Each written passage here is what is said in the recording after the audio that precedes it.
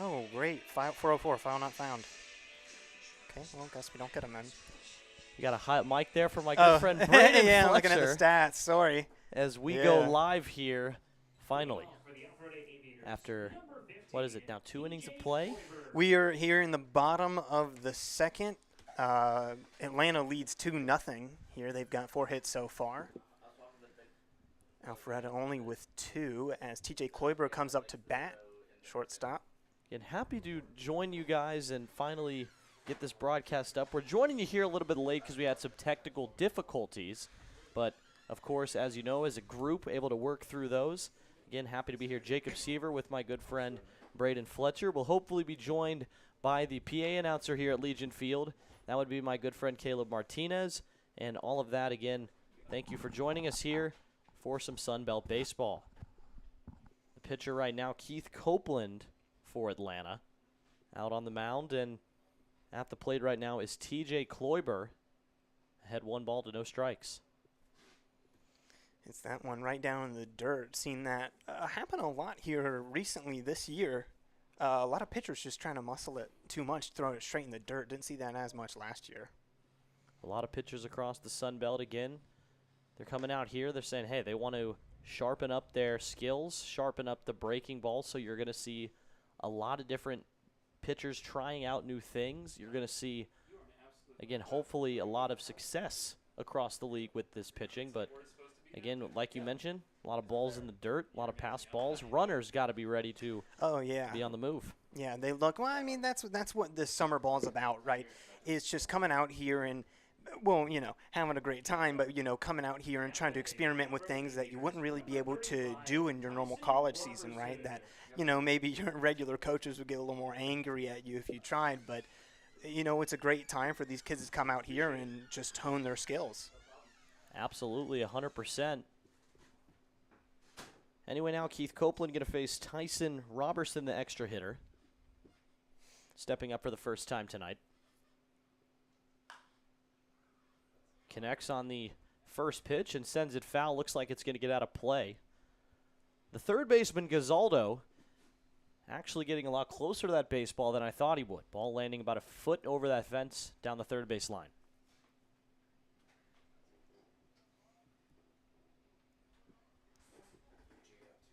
Copeland from the stretch with the runner Kloiber at first base. Reached on a leadoff walk. And you said that you've seen a lot of Aviators games so far this season. Yes, I've been. I saw the first 2 games here. They picked up those first 2 against Brookhaven, then they went on the road against Cartersville where they split those.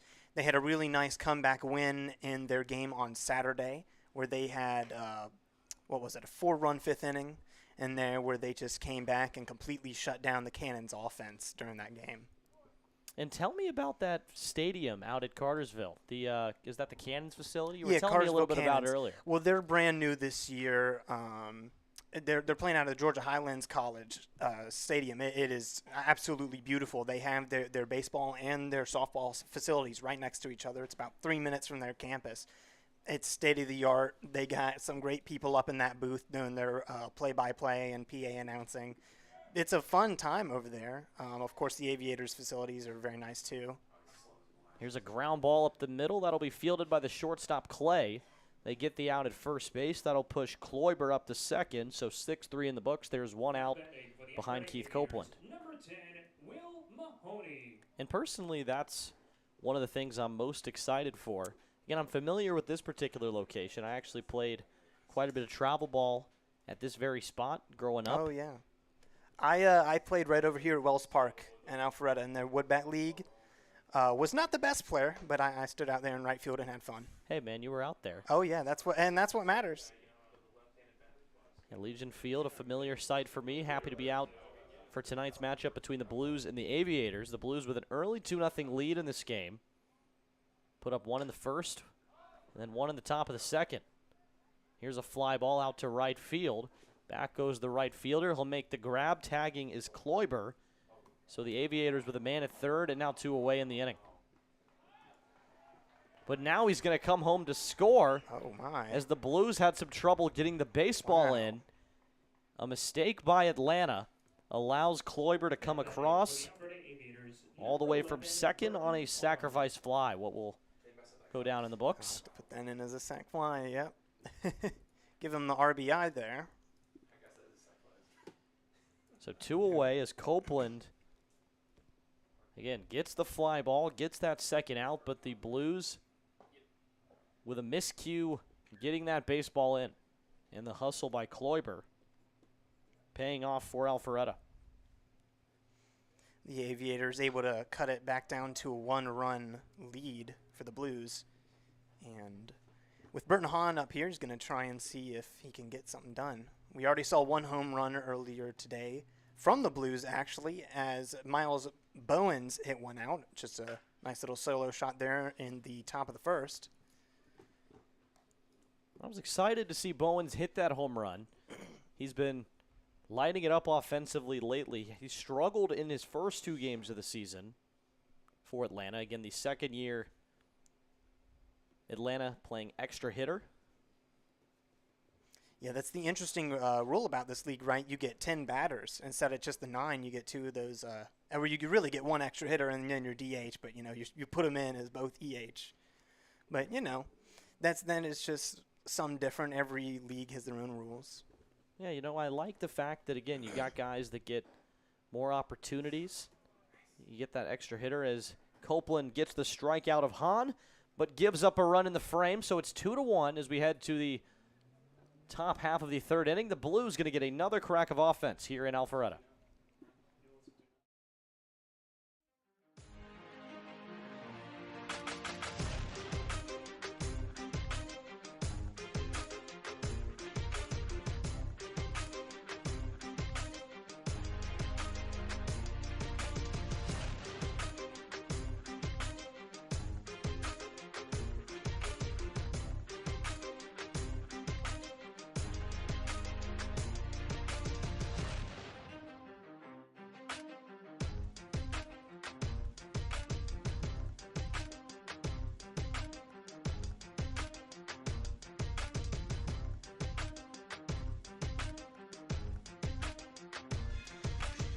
Welcome back here to Alpharetta, and I'm going to go ahead and throw it to my good friend Caleb Martinez to give us an introduction that you have not received yet on today's Aviator starting pitcher. Yeah, I've been a little busy with the PA here. But yeah, Blythe Keisler, number 3, getting a chance to start tonight. His second start actually on the young year. He gave up 3 runs, I believe, in his first start. Obviously the multiple rain delays that me and Brad had to endure in that marathon game 1 against Brookhaven. But, the left-handed pitcher, I believe he's committed to, what was it, Georgia Southern? Georgia? Yeah. We'll see what it was here in just a second. But, lanky guy, got kind of a free release. And, it should be a lot of fun to watch here in this half inning. Awesome. Thanks for giving us the rundown. And now that actually gives me a chance to give you guys a rundown of Trey Butler, who steps in to lead things off here in the 3rd inning for Atlanta. And on the first pitch, a line drive to left field off the bat of Butler. So the leadoff man gets aboard for the first time. He's now 1 for 2 on the night. No time for an introduction for the young man from Chicago. And they're having a good night tonight. They're really seeing the ball. That's 5 hits already for Atlanta. Atlanta scored 11 runs in the first inning of their Game 2 matchup against Gainesville. So we've seen them hit the ball well early in games. And it pays off. They have the early lead here, and now a runner at first. And that runner is Trey Butler. And now here's DJ Butler stepping up to the plate. Or am I mistaken? It is, yep. DJ Butler. Normally don't see substitutions that early. Oh, well, no, he's number 16. Yeah, see number 16. That would be Jalen Lucky stepping into the box. That would be something on the umpire. He's normally supposed to signal that. But we got a 1-1 count here for Jalen Lucky, who enters the game. And I had DJ Butler in my scorecard. Oh, you know what? I made that mistake. So we've already got 1 mistake by Fletcher here. Yeah. Rookie move here. And now a mistake by Trey Butler on the base pass as he gets thrown out. Not a mistake per se, but actually a nice play by the catcher Will Mahoney for Alpharetta. And there's 1 out in the frame. Yeah, sometimes on this point streak, I try and get him put in too fast, and I occasionally I miss a key or two. It happens. It happens. Missed a couple keys setting up the broadcast here today. Oh, yeah. Well, we got it figured out. That's what matters. 2 balls and 2 strikes and a called strike 3 outside corner. Lucky did not like that one. So Jalen Lucky goes down on strikes. 0 for 2 day for him so far, and now here's Bowens. And he had that great home run in the first inning. He's going to see if he can get some more. So the caught stealing, and now the strikeout, and there's 2 away. First pitch swinging, ground ball, going to be snagged by the second baseman. That's Jacob Cowart making the play, and there's 3 down in the inning. It only took 3 batters after the caught stealing by the catcher Mahoney, and we're going to go to the bottom half of the third as Alpharetta still trying to climb back into this one.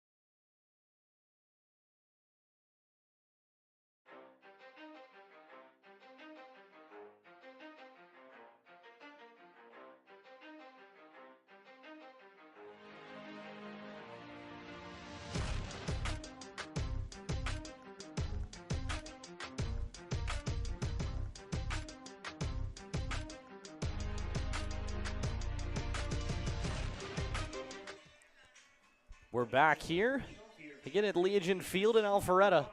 And stepping into the box is going to be Kyle Chatham, the Marietta native. Chatham out there in the outfield. Actually, no. Extra hitter in tonight's contest. Yep, in the 10 hole. Steps up here to face Copeland for the first time tonight. 2-1 lead for Atlanta. Tell you a little bit more about Chatham. Plays for Young Harris. Went to Walton High School. 7A first team All-State outfielder in his senior year there. Also worth noting, member of that president's list. A lot of student athletes in the Sun Belt. Well, that's always something that's super important in college ball. You know, it's not all about the baseball, right? You need to keep your grades up. You're at school to go to school, not just to play ball. So that one is hit right up the middle. So a base hit for Chatham, and there's a runner at first for Alpharetta, the leadoff man aboard, which is exactly what they needed. Again, trailing by a run here in inning number 3. Number 7, Jacob Cowart. So now here comes Jacob Cowart, led off the game with a single. Would only make it to third, though. Yeah, not able to bring him in there in the first inning as the final 3 batters sat down. They had a good start, though. Started off with a single and a double, and then couldn't really produce much more from there. It was an interesting inning offensively. Definitely agree with that. Leadoff single, and then, of course, the double. Then the fly out on the infield, so he stayed at third. Then a nice defensive play by the first baseman. And that was Cam Taylor for Atlanta, snagging the ground ball and keeping it on the infield. That also prevented the run, and then the backwards K of Landon Armstrong. Yep. They pick over. Taylor drops the tag, but he'll slide back in safely. Runner Kyle Chatham, who singled to lead things off here. Now back to Jacob Cowart. Leaves it upstairs, and the count will go to 3-0. And that's the 5th ball in a row that he's thrown here in the third. Copeland trying to regain control.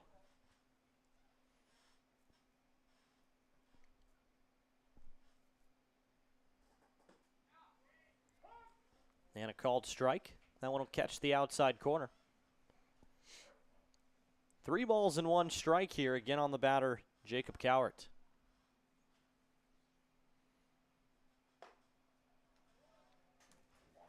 Free base right there. Didn't have to fight for that one much. And now the first 2 base runners have reached. And here's Corey Dowdle, already 1 for 1 with that double back in the first that we were mentioning. And this is a big guy right here. He can really hit the ball when he sees it.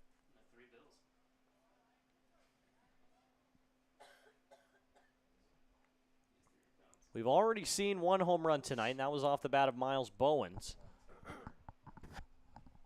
And this isn't the easiest ballpark to hit it out of. They got a pretty tall fence there and pretty tall batter's eye. Not the easiest. Relatively shallow to right as this one gets away from the catcher Stroud, and both runners move up 90 feet. So Chatham at third and Coward at second. Copeland made an appearance in June 7th's game against the Wild Things. That was a 10-0 loss.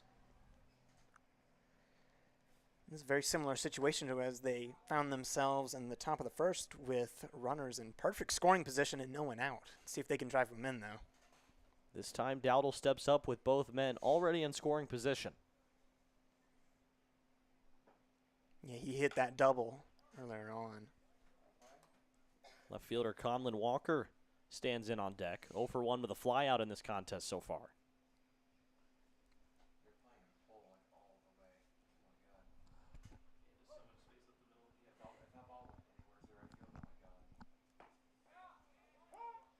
It'll be a 2-ball, 2-strike count now. Again to Corey Dowdle. Nice pitch that time from Keith Copeland, catching the outside corner.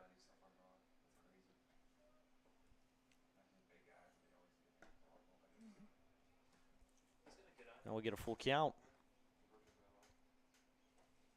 And he does have a base open, but you still don't want to load him up with no outs. If I'm not mistaken, I could be. This is the first full count that Copeland has reached. Yeah, this is the first time he's had a full count, and he'll walk him. So Dowdle wins the battle, and the bases are going to be loaded. Now batting for your Alpharetta Aviators, number 21, Conlon Walker. Now here's Conlon Walker. Walker, the freshman out of Smyrna, George Washington University. Stands in at 6'1", 210 pounds for the big lefty. Again, Walker flew out on the infield. Had a chance to drive in some runs early in this game. Was unable to do so in his last opportunity. Well, let's see if he can redeem himself here. Gets ahead in the count. Copeland, again, continuing to work from behind in the count here. Going to get a quick mound visit. So Joe Austin wants to have a word with Copeland. I do see a little bit of activity out in that bullpen. Yeah, just some preliminary stretching, but I think they still have faith he can get out of this one. He got out of the jam earlier in the first, but it's going to take some pretty good play. And now you got to find the strike zone. With the bases loaded, there's really no more room for error here. Yeah, he's already got 2 strikeouts on the night. Let's see if he can get some more. Again, bases loaded, and nobody out here for Conlon Walker. Chatham singled to lead off the inning, and both Coward and Dowdle took walks.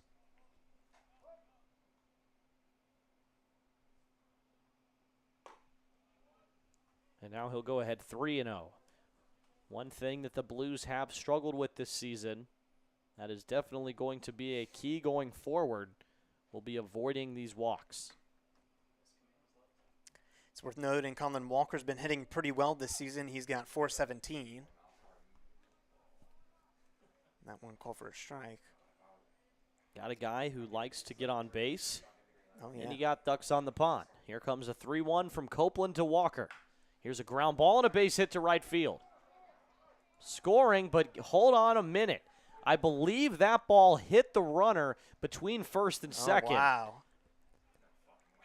Corey Dowdle Wow. was on his way to second base, and the line drive struck him in the leg, so he's going to be out.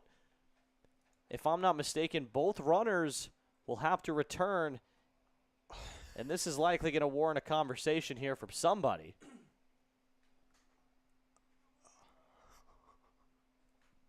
Alpharetta's head coach wants to have a word now. Now batting for the Alpharetta Aviators, number 9, Emery Guilford. Runners. So we're going to have to figure out what's going on here. So for now, they're going to send the runners back. There's one out on the scoreboard here.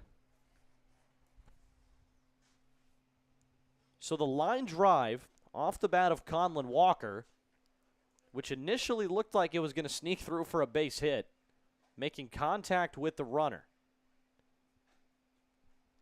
And now the Aviators going to try to figure out what the result of this play is.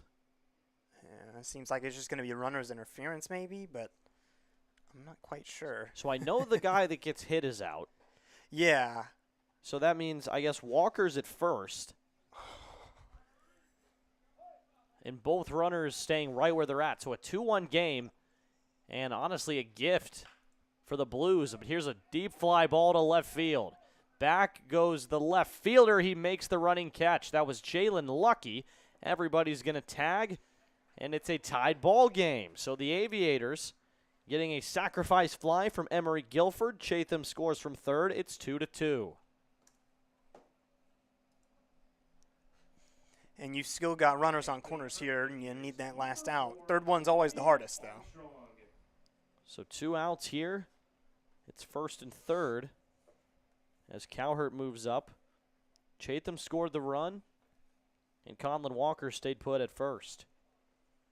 It's a sack for Guilford, and there's 2 away. Now here's Landon Armstrong. And he's still searching for his first hit of the year. Landon Armstrong. Coming Georgia native. Pitches down and out in the dirt. The runner, Conlon Walker, going to move up to second. So now it's second and third for Alpharetta. Copeland trying to work out of this, having only given up the 1 run. But now down in the count 2-0 to Landon Armstrong. Pops that one straight up. That's down the right field line, and it's the second baseman coming over to make the play. That's Chase Jackson for the third out, and it's 2-2. Alpharetta ties it up, but that's all they can do in the bottom half of the third frame. We'll see you in the fourth.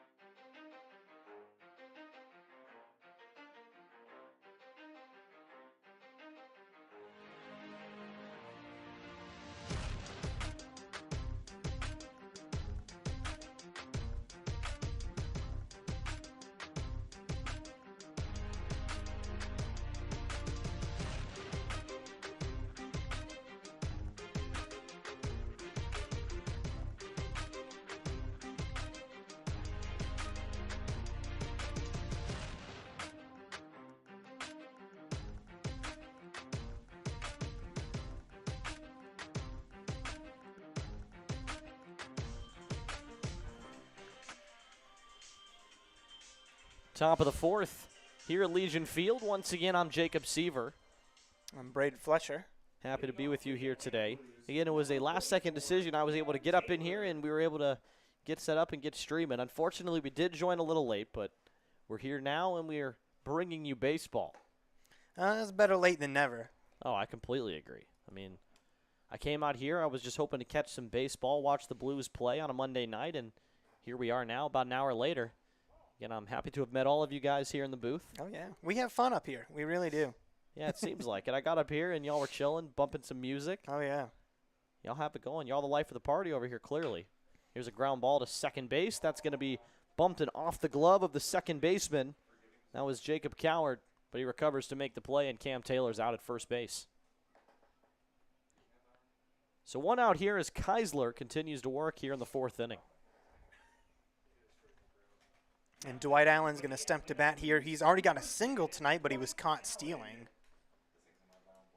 And that was in at the top of the second.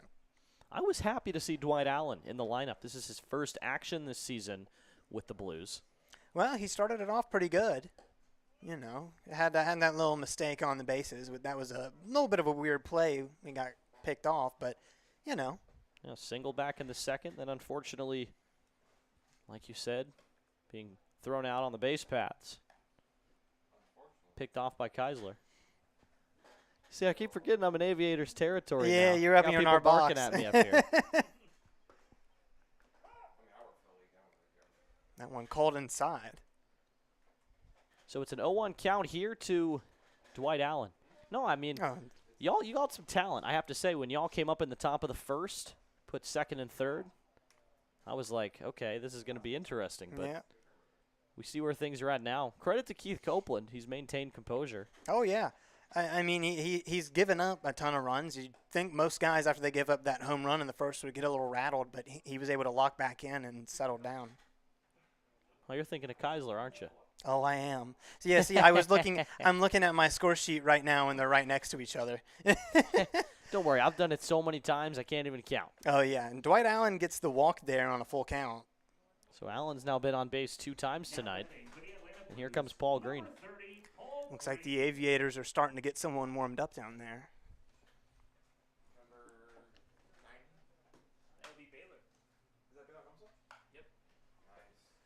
Doesn't look like any action going on over there in the Blues pen. Some guys started to stretch during that bottom half of the third inning in which the Aviators put up a run. But other than that, it looks like they're going to stick with Copeland unless their guy's already warm. Line drive and a base hit into left field for Paul Green. That'll move Allen up to second base. So a walk and a single after the leadoff ground out puts it first and second for Atlanta. Number 33, Chris Guzaldo. Well, the runner in scoring position and only one out, you definitely have a chance here to jump back ahead. They're seeing the ball pretty well. Christopher's already got a hit tonight, and he actually scored off of Vernon Clay's single.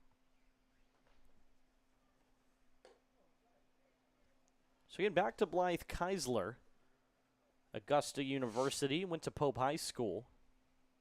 Set the single-season wins record at Pope, was also a state champion, second-team All-State. He's got quite the resume, and now represents the Aviators here in their first game against the Atlanta Blues.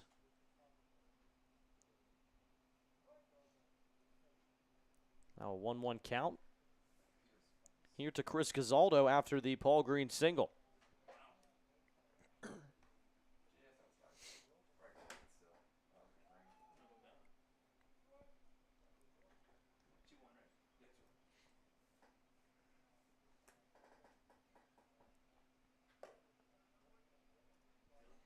Delivers that pitch outside, 3-1. Another thing about Keisler, I bet you didn't know, he has his scuba diving license. Oh, wow, that's interesting. Yeah. Ah, Originally from South Carolina. I see. Here's a pop-up. That's going to stay on the infield. Under it and camping is Cloybury, makes the catch, and there's 2 outs. And that's a big play right there, is none of the base runners are able to move up. Now batting for the Atlanta Blues, number 39, Travis Stroud. So it's still first and second after the pop fly. Catcher Travis Stroud walked in his first plate appearance back in inning number 2. That ball gets by him, but no one able to get anywhere. Don't want to risk it. I'll tell you something that I saw happen in Saturday's matchup between Atlanta and the Waleska Wild Things. I think on 2 separate occasions in the first inning, a ball that got past the catcher, careening off the backstop, right back into the catcher's hands, who making the play at the plate to tag the runner trying to come home. And that's an interesting field there they got in Waleska. It's very nice from Reinhardt University, but it's a little small. Well, you'd be mistaken. We were actually in Atlanta. Oh, I thought you said it was in Waleska. No, yeah, against Waleska. Against Waleska. Waleska, My yeah. bad. Oh, is that y'all are Georgia State, right? Yep, we play out at Georgia State Baseball Complex down in South Decatur, Georgia. And I kind of like it over there, just kind of nestled over really in the kind of one of the hidden spots of Atlanta. It's a nice little area. play out at Georgia State's field. They call Georgia State the bus lot boys because it's actually right there next to one of the school bus lots, actually. Oh. Swing and a miss on a beauty of a pitch out of the hands of Keisler, and that gets Stroud for the strikeout. That's Keisler's 4th strikeout, and we will go to the bottom half of inning number 4, still knotted at 2 here at Legion Field.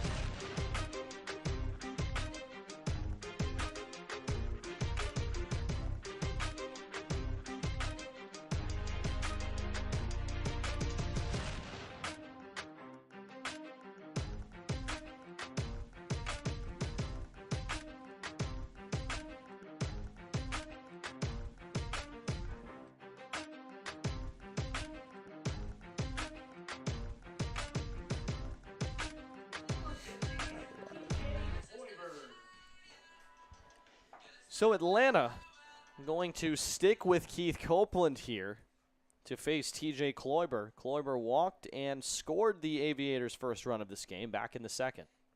I think it's good to have faith in your guy. You know, you don't want to pull him even though he just made a couple of mistakes. It's still a tie ball game. Yeah, I mean, in terms of mistakes, just getting behind in counts as he goes down 1 ball, no strikes. You know, you get that first pitch strike, it completely changes the trajectory. You hear that over and over as a pitcher. I heard it over and over as a pitcher growing up. You know, his getting behind in the count, it seems a lot worse than it is. He's only given up 3 walks so far. You know, it is pretty early, but those back-to-back walks in the 3rd really made it kind of look worse than it was. Alpharetta just unable to fully capitalize. They did get the tying run across. Now a curveball that sails high and outside. 2 balls and a strike on Kloiber.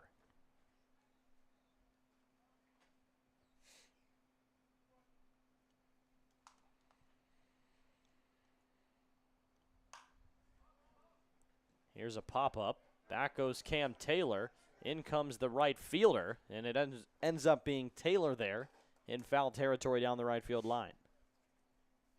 So Lucky, it looks like they've got a new right fielder into the game defensively for Atlanta. As I see number 30 out there in right field. Paul Green. So I was mistaken. I'm blaming it on Fletcher over here. No, unless they've moved some people around. Jason Lucky was the one who started in right field. So Lucky started in right. Paul Green now in right field. Butler out in center field. I don't know, Fletcher. What you doing over there? I'm trying to get everything put in. It's a hassle sometimes. You know, you wish they had some way to communicate it, but, you know. I can't blame myself because I know P.J. Green, outfielder and a pitcher for Atlanta. I should have known that was him wearing number 30. Double check the lineup card, make sure that wasn't a mistake I made from the beginning. So now Robertson, 0-2 count, fouls back another. So the count remains 0-2 as Tyson Robertson tries to work his way on after the Kloiber fly out. And I can confirm Lucky did start in right. Can confirm. So Lucky out in left field now.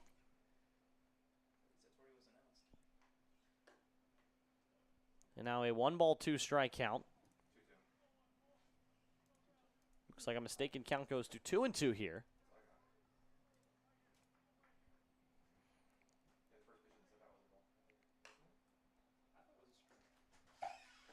I'm being told it's 2-2, but trying to get some confirmation here. Well, let's see what Blue says. I have 2-2.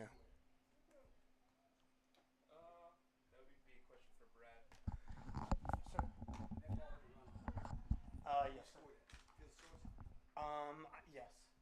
That's just what I squirted in. Yeah. Actually just had an appearance from Blues manager Joe Austin here in the booth.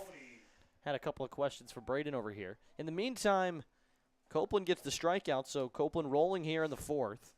Strikes out Robertson. Now here's the catcher, Mahoney. 0 for 1 with a flyout.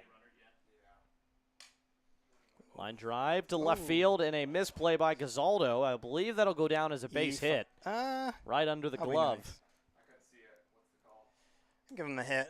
That one, if it had been, if his glove had been a little lower, maybe that would have been an error. But I'll give him the hit. It just sneaks under. So 2 outs and a runner at first. A single officially in the books, according to Braden Fletcher for Will Mahoney. Putting me out there.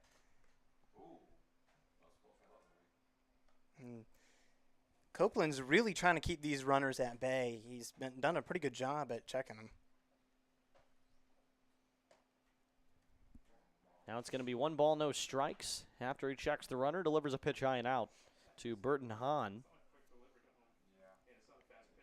Burton Hahn, the Aviators right fielder tonight, as the sun continues to set below that horizon. Currently 8:11 Eastern time. Runner's going to move up 90 feet. Mahoney on the pass ball there. Travis Stroud letting it get through him.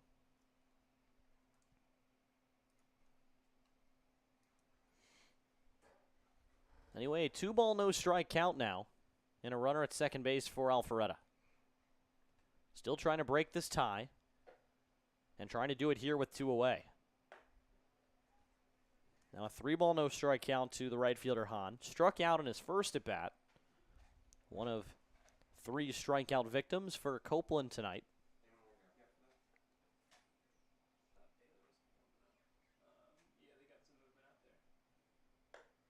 And he'll take the 4-pitch walk. So it'll be first and second. And now Kyle Chatham, who singled and scored a run back in inning number 3, will step up now here in inning number 4. Yeah, Emery Guilford hit a sac fly that was able to drive him in. So first and second here for Alpharetta. Again, Kyle Chatham, they call him KC.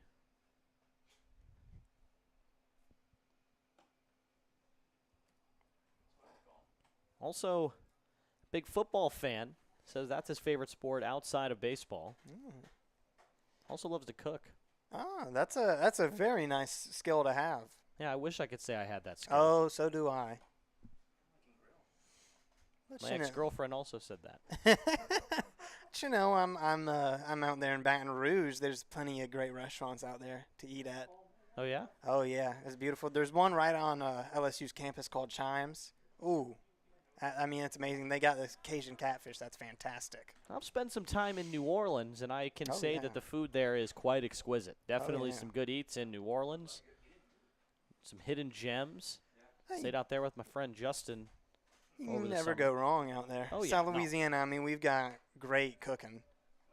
Yes, that is 8 balls in a row right there. As Chatham takes the walk, and that's going to load the bases.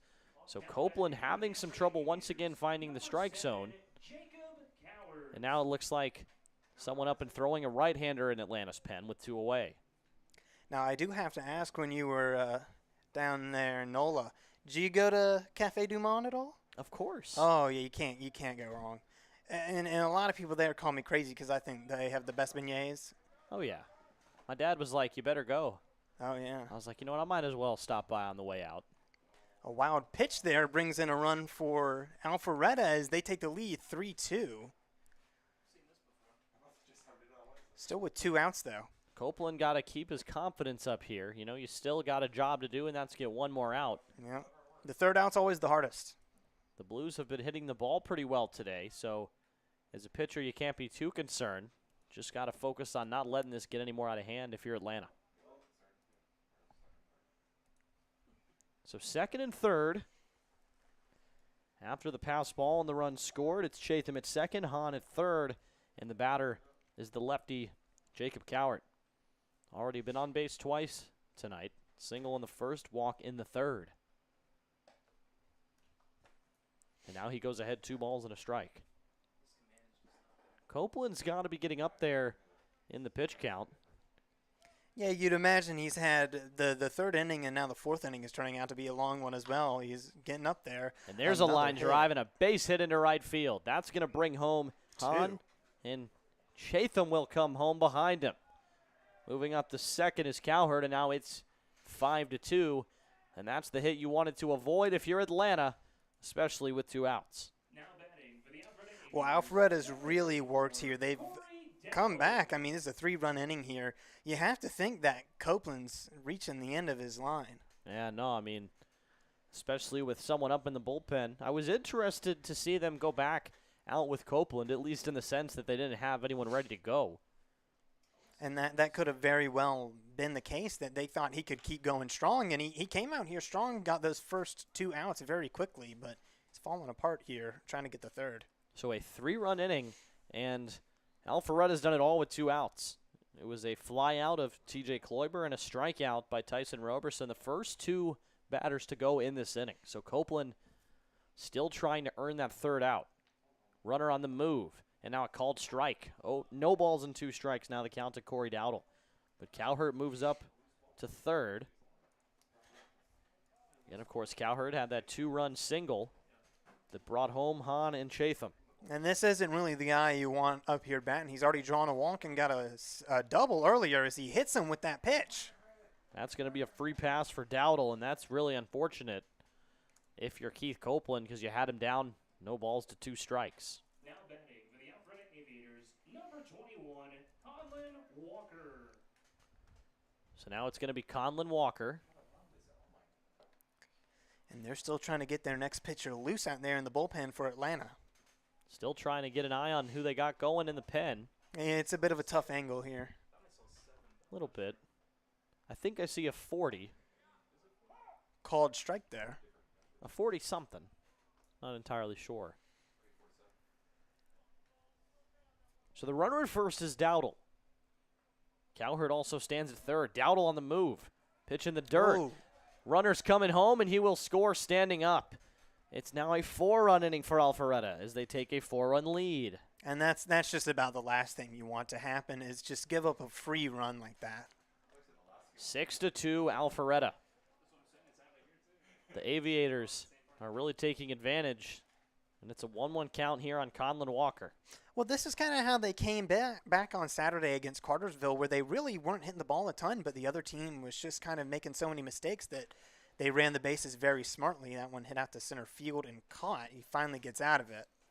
So a 4-run inning for Alpharetta. It went fly out, strikeout, and from there it went, single, walk, single, walk, and then finally the 3rd out on the flyout. We go here to the top half of inning number 5. It's 6-2 Alpharetta.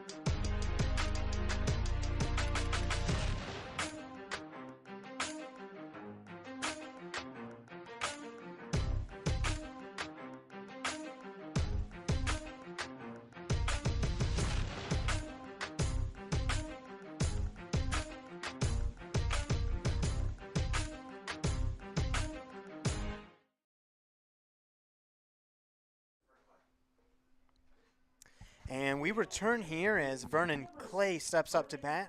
Baylor Holmesley, the new pitcher here for Alpharetta.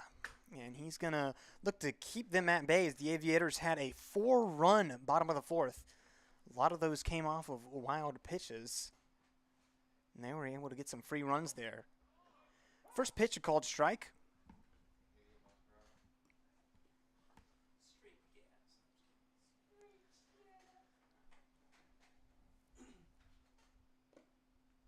As that one down and outside.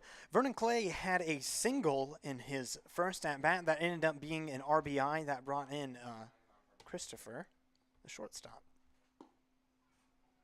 Another ball here, finds himself with a 2-1 count. As he's going to try and get on base, the Blues need a big inning here to try and at least cut down this Aviator lead. They've got 6 hits so far in the night, and a swing and the miss there brings it to 2-2.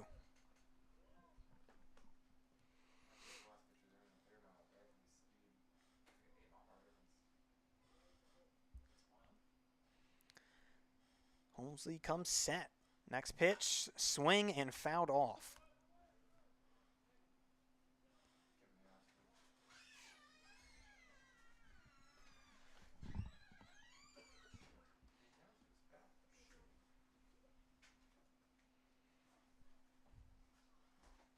Next pitch on the way, swing, and that one will find the grass out there in right field as Clay stays there at first. Yeah, Vernon Clay's actually had a pretty nice offensive season. By the way, happy to be back here. Yeah, welcome back. But keep it going. No, you've been, yeah, we'll keep it back going. Keep it going with here, this play-by-play, Chase Jackson comes up. He struck out in his first at-bat that ended the second for them. Again, getting that leadoff runner there. Pretty big as they look to claw back. Tries for a bunt. A throw to second is in time. He takes him out. And he is called out at second. Got a little overzealous there. As Clay will now be counted for the first out as he hit that great single there to right. Just got a little too excited. Also another nice play by the catcher Mahoney. He's been... Oh, Will Mahoney, yes. This guy's great. They had him try third base, and that one was a little rocky. It's nice to see him back where he belongs, behind the plate.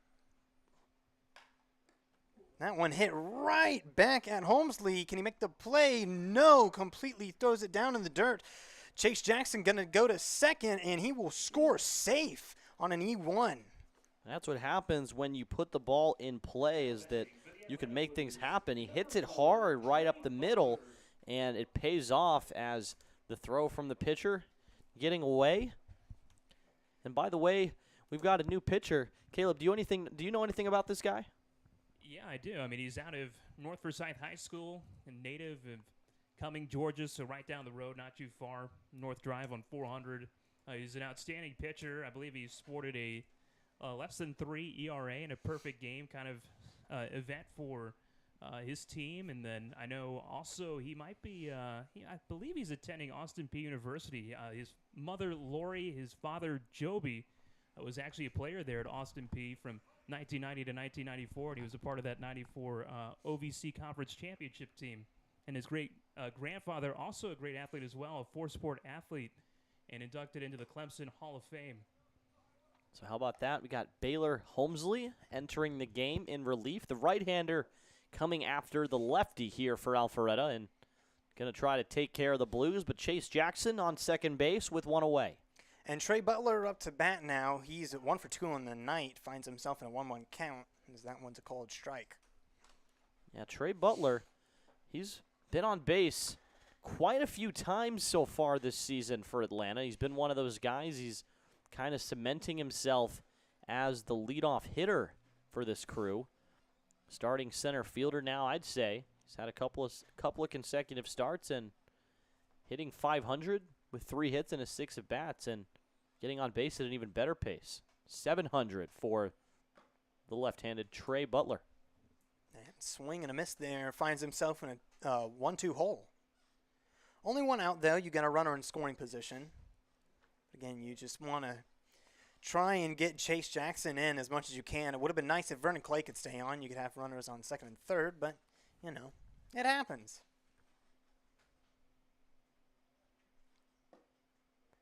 as that one is down, ties up the count 2-2. Yeah, I mean, Trey Butler along with DJ Butler, both of them coming over from Chicago. So, of course, Atlanta happy to have them. And foul back. And they got to be careful with these fly balls. We've got some nice military, I don't know what you call them, displays here. We got a plane, helicopter out there and left. It's a very, very nice ballpark here. Really is. Really is. Yeah. Like I said, one of my favorites to play at as a kid growing up. Whenever one of my tournaments would make its way out here to Alpharetta, to Legion Field, and so it's nice to be out here as a broadcaster now. So I've kind of been on both sides of it now. Oh, yeah. Next pitch on the way. That one again fouled off. And Trey Butler's done a very good job at staying alive here, as this is a 7-pitch at-bat, only at a 2-2 count. He likes to work the count. Again, like I said, a 700 on-base percentage, and we're already through, 5 games now? Yeah. 5 games. That one hit right up into the air to right field, where it plops right in. But that will advance Chase Jackson to third. On a sac fly. Yeah, got a decent hold of it, but did get quite under it. So Jackson moves to third. And now it's up to Lucky now to get this 2-out hit here and at least bring something in for Atlanta in the inning. Yeah, Lucky here, he's 0 for 2 today, has a strikeout and a fly out to center field, so he's going to look to try and get something here. Try and get on base and hopefully drive this run in.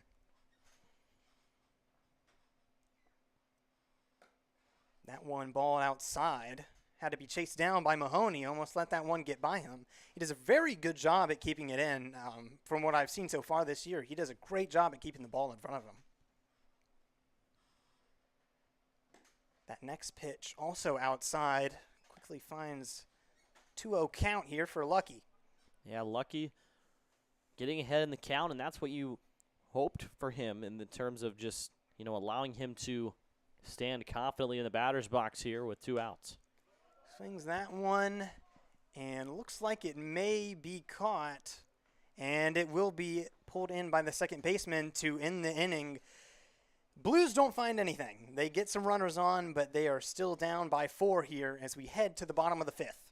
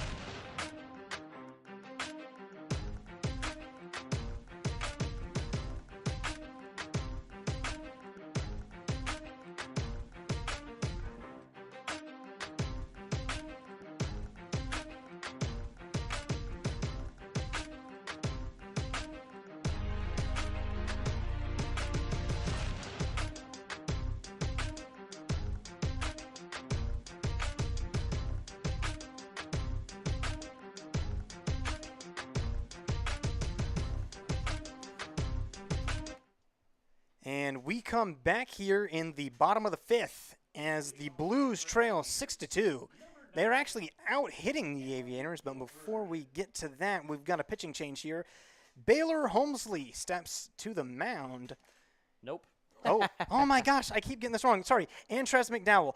Look, if you look at point streak, they're right next to each other. So I look down there at the pitchers. They're literally right next to each other, and they also switched in a fifth. It's all right, Fletch. You'll catch the groove here at some point. I'll get back into it. It's been a couple years since I've been on mic, but you know what? We're having fun here today. That one outside called a ball. So McDowell steps in. This is his first appearance of the season. The sophomore, 6 feet tall. That'd be the proper grammar on that. Yeah. 210 pounds for the right-hander. Out of Lithonia, Georgia. Also an outfielder. So getting his first action in the Sun Belt League on the mound here in the bottom of the fifth for Atlanta. Taking over for Keith Copeland. Pitched 4 innings, gave up 6 runs. And that's 4 straight balls there to start it out. Gives him a free base. As Landon Armstrong will come up. He's 0 for 2 tonight on a strikeout and a fly out on the infield. Was caught by at second base.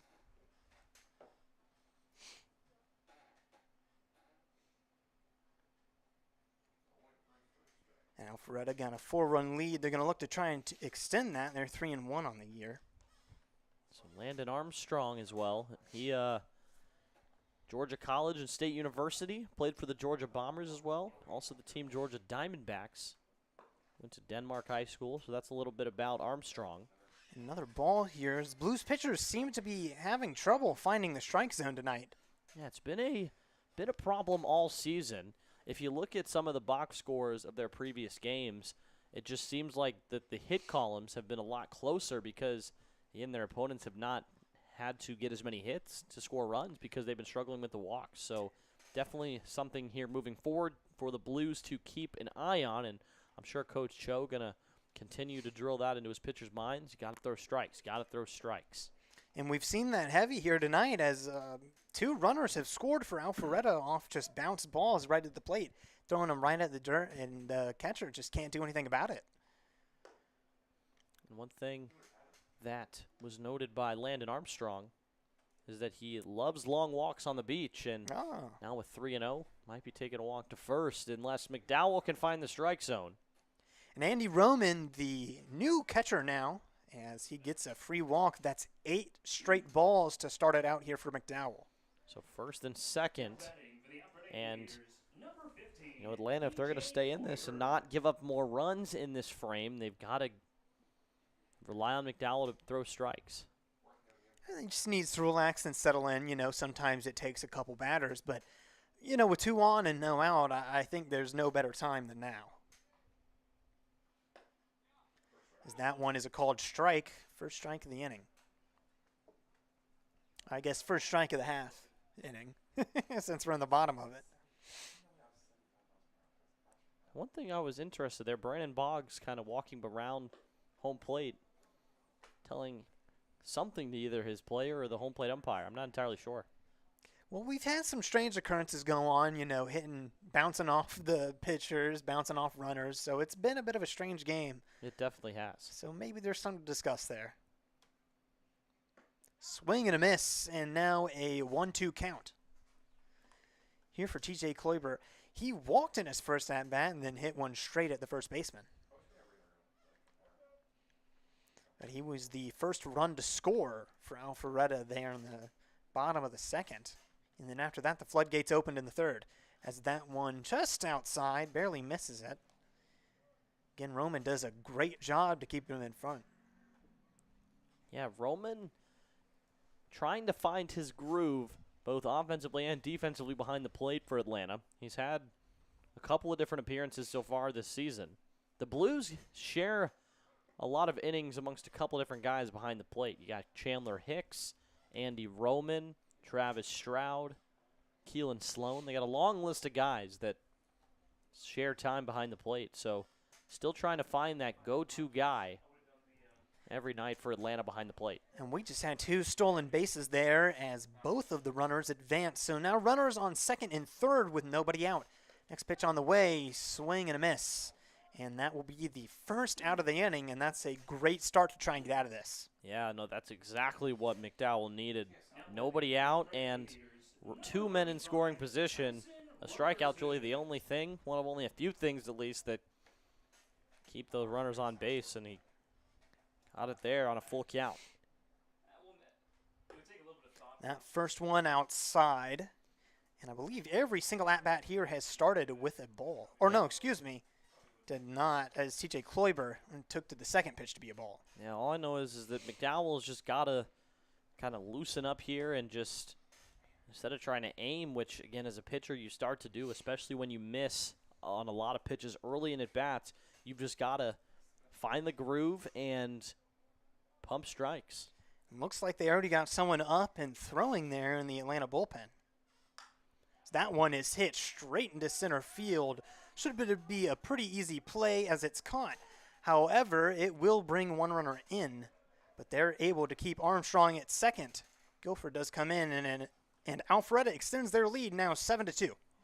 Yeah, Alpharetta just continuing to pile on, and to McDowell's credit, another out on the board for Atlanta as he gets Robertson to get under that, but now you just got to get this third out and hope that you still only trail by 5 once that job is done. Well, yeah, if you get out of this only giving up one run, I'd say that's pretty good. Oh, yeah. Given the way he started. As that one gets by Roman, and Armstrong makes the run to third, he'll be called safe.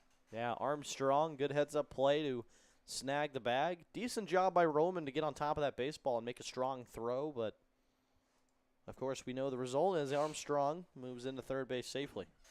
And you know, if you get Mahoney out here, it shouldn't matter as that one's up high. Roman has to come up to catch it. Yeah, no, I mean, again, this is the first appearance for McDowell on this young season, and so you can't really look into it too deeply. You just got to give him a chance and, you know, just let him find his confidence out there on the mound. And that's one of the most important things that a pitcher can do is just be confident.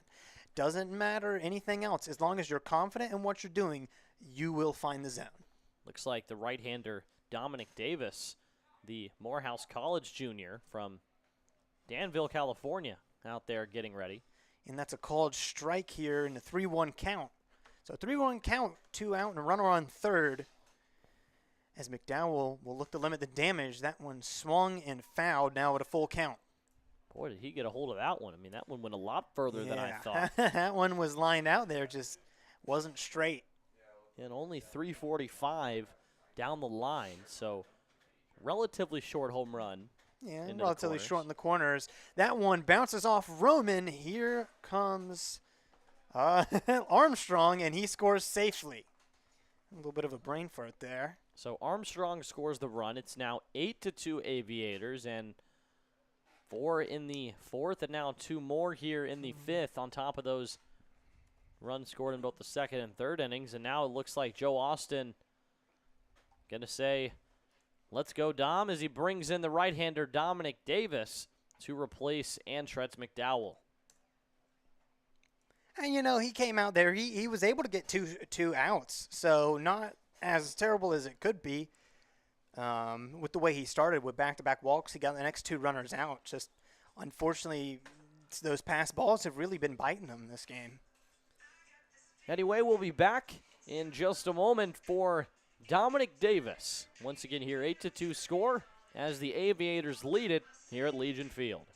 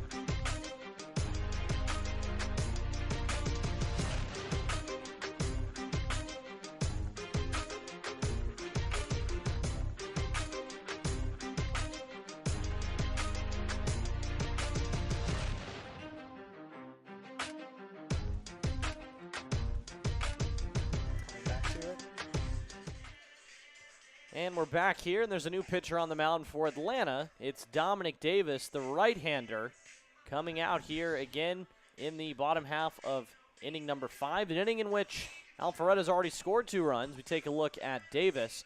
He's from San Ramon, California. Pitcher, like I said, from Morehouse College. Spent the last 2 seasons there and is looking to improve his game here with Atlanta. Went to Monte Vista High School in Danville, California, and spends a lot of free time volunteering at elementary schools. He used to play outfield, of course, representing Atlanta on the mound in relief here. And you know, he's got 2 outs and a runner on first, so not a ton of pressure that he's inheriting, but you still want to go ahead and end this inning as quickly as possible before Alpharetta can do more. Now batting for the Alpharetta Aviators. Dom making his 2nd appearance of the season. Did struggle a bit in that first appearance. He started the game on opening night against the Gold Diggers in that 15-5 loss, gave up 4 runs, but also struck out all 3 batters in the first frame. So definitely some positives to come from that performance. Well, we've got another substitution here somewhere, and the ump just queued out there without telling me the number. That one fouled off as Burnt Hand steps into the box. I'll see if I can get that for you. It might be Yeah. DJ Butler coming in at shortstop. So number 15 is at so. shortstop defensively for Atlanta. Well, I guess it just depends on who's umpiring. But, you know, out in Cartersville, they were very kind, and they would give me hand gestures. They How do about 1-5. that? That's very helpful. Yeah, it makes my job a lot easier as that one tries to pick him off, but he gets back safely. Us journalists definitely appreciate a good update every now and then. Oh, yeah, it's great. As you know, I mean, listen, when you change someone in the outfield or something like that, I can't always notice. It's pretty tough. Next pitch on the way, that one again a ball. Well, I guess it was a ball for the first time. New arm here. 1-1 count.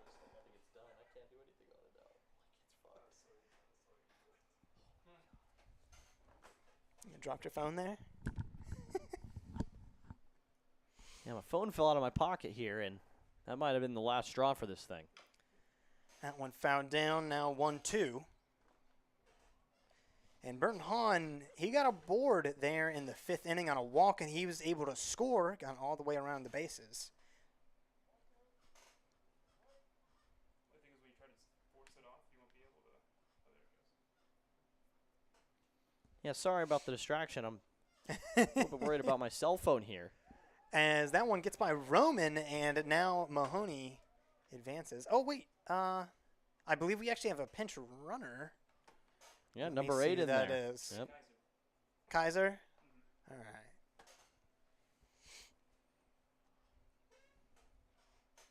So now it looks like Roman going to go have a conversation with Davis. 2 balls and 2 strikes. 2 outs in the inning. Runner at second for Alpharetta. And Roman's done a great job this inning trying to keep these balls in front of him, but unfortunately sometimes it's just the way they bounce. Aaron, a strike away from getting out of this. Pitch on the way. Called. Strike inside. And the Blues get out of it, only giving up 2 runs, but Alpharetta extends their lead 8-2. They have 3 fewer hits than the Blues. The Blues have 8, Aviators have 5. We're going to head to the top of the 6th. We'll see you there.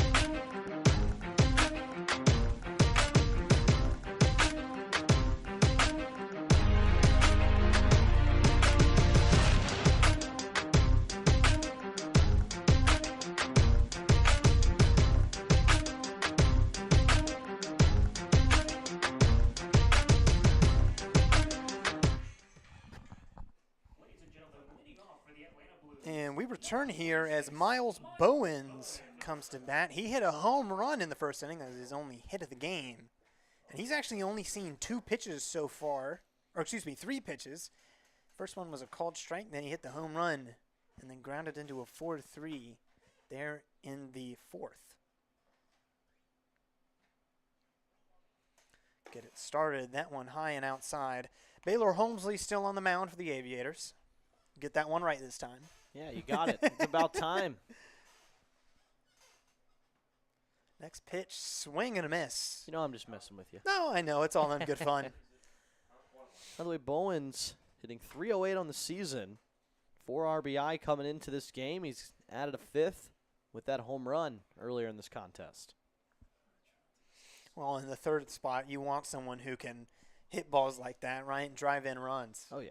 No, you need a guy that is going to come out swinging and is going to hit the ball for power and is going to put it in the gap. Bowens has done that with a lot of his hits. He's had a couple of doubles this season as well. As that one called for a strike inside, makes it 2-2. Now he's Nice. just got to work on that slugging a little bit. Yeah, I mean, you just want to get all your stats up, of course, but, you know, the real one that matters is RBI when you really think about it. Oh, yeah, and he's got 4 of those. Although, That's not again, bad. they've played in some high-scoring games, and they've needed a lot. There's the punch-out from Holmesley. But, yeah, I mean, they've been in a lot of games where they've faced very hot offenses. And, again, it's still early, so it's really hard to say that with confidence. Yeah. I mean, you know, we're 5 games in, and, I mean, this is the 5th. It takes some time to get settled in, right? You know, you're in summer ball. You're on a brand-new team. So you want to get settled in, give these kids some time, as that one's fouled back.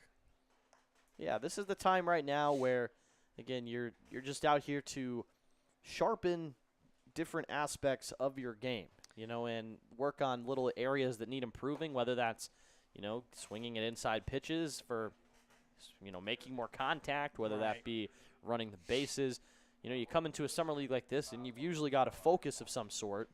And so, again, if that means that we got to watch a guy go up and strike out a couple of times before he hits one deep, sure. I mean, I'll take it. Yeah, and I mean, there's a great mix of talent in this league, too. I mean, we've got NAIA, D1. I know there's some Villanova, Auburn, Kansas State I've seen. So this is a great league to come in here and really test your mettle against some higher-tier players. Oh, yeah, absolutely. A lot of good talent across the Sun Belt. And really, with some players from all over the country, a lot of these guys from Georgia. Oh, yeah. I mean, that's the thing about a lot of these college leagues is a lot of them are local, but, you know, then we get some Californias, we get some Chicagos, so it does attract some national attention. Yeah. 2-1 count here as Taylor found that last one off to stay alive. Sits on that one, called a ball. Yeah, Holmesley here is looking like he's on a roll with that slider. That one, another well-placed pitch, just doesn't get the call in his favor this time. Next pitch on the way inside, called strike, and that will sit Taylor down for the second strikeout in the inning. Yeah, how about that? Once again, the pitcher Holmesley going back to that inside part of the plate and gets it done. And Dwight Allen comes up here. He has reached base on both of his at-bats, though he was caught stealing there in the second inning. He was able to get to second in the 4th. Is a single and a walk so far. Both of his at-bats, interestingly enough, have gone 3-2. So he's done well at filling up that count. First pitch, a ball, low.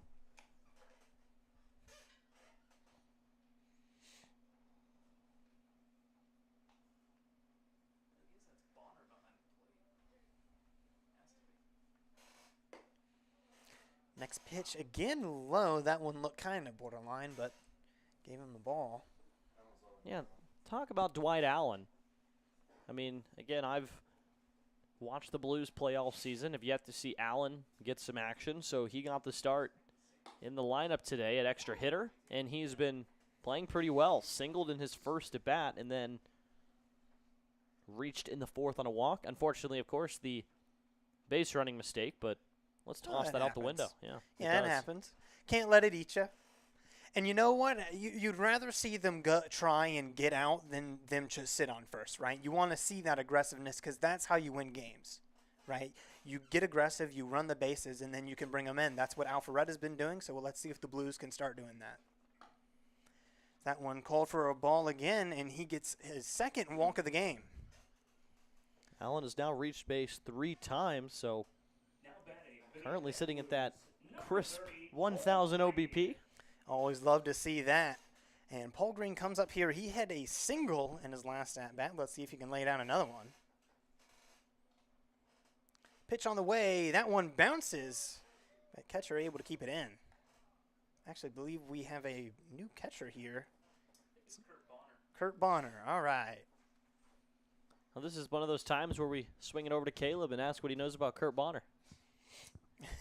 I know absolutely nothing about Kurt Bonner, but I know he came in game 1, and he played very well. So they have very good catchers behind the plate, behind the dish for the Alpharetta Aviators, and I think that's something that's kind of uncommon across the league, to be honest with you. Well, I mean, at least from what I've seen, that one almost nicks him in the head. Gets down just in time. 3-0 count. But, yeah, Alpharetta's done a great job behind the plate and being able to keep it in front of him. It's funny you say that, too, because, Brookhaven, kind of the moment they lost in Game 2 was all those wild pitches. I wouldn't rule them past balls, but wild pitches that actually got them in trouble. It made it a bigger inning than it was in that comeback win. But mound visit here. I can tell you one thing about Kurt Bonner in the meantime. There you go. Right-hander from Cartersville, Georgia at LaGrange College. LaGrange College. LaGrange. Excuse me. Yes. There you go. A junior, and has appeared in 2 games so far, once against the Bucks on June 3rd and once on June 7th against the Cannons, and had 2 at-bats in each of those contests. I will let you know it's been kind of a platoon system behind the plate for Alpharetta. They have not been shy as far as using their catchers, so that's a position that Brandon Boggs feels pretty well about, I believe. I know he said, I talked to him earlier, out on the pavilion or in the concession area, and he said, the most important thing right now is just getting players some playing time and making sure everybody's warm and available to be able to come in and contribute one way or another. I'll tell you what I think matters is watching Bonner's flow as he runs back to the plate. That hair fluttering in the wind. If you have it, show it. That one fouled off. Well, if you have the talent, you'd rather use it than let it sit on the bench. Yeah, I mean, might as well. Again, a lot of these teams, you got some deep rosters. You got a lot of changes being made. So you're not really going to see the same 9 every day. That one hit out to center field. It will be caught to end the inning. They get nothing there as we head to the bottom of the 6th. Blues still trail 8-2.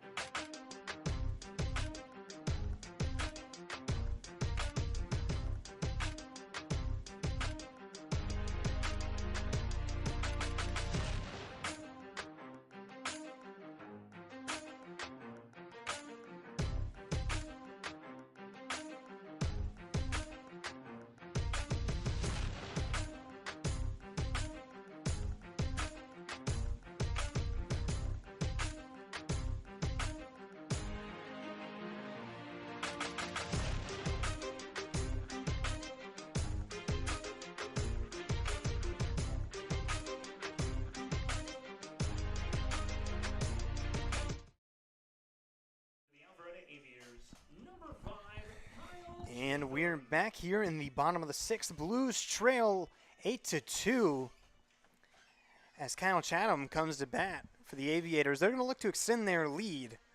They only need 4 more to activate that run rule. Really? Yeah. They get 10 runs. Yep. Or if you're up by 10 by the 7th, yeah. I got a question for you. Shoot. It's actually because I had a question from a fan as I made my way out to the restrooms here. Uh-oh.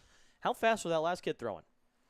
That would be for Trackman. That would be, let's see, I don't know if he was in the mid-80s, high 80s. Mid-80s? That's pretty good. Mid to high Mid-high 80s. 80s, that's not bad. First one there is a ball. Swing goes out to left field. Looks like it's going to be tracked down for the first out. Wow. Yeah. Now batting for the Alpharetta Aviators. So we go back to the top of the order. Jacob Cowart comes to hit. He is 2 for 2 on the night. He's got a single, a double, and a walk.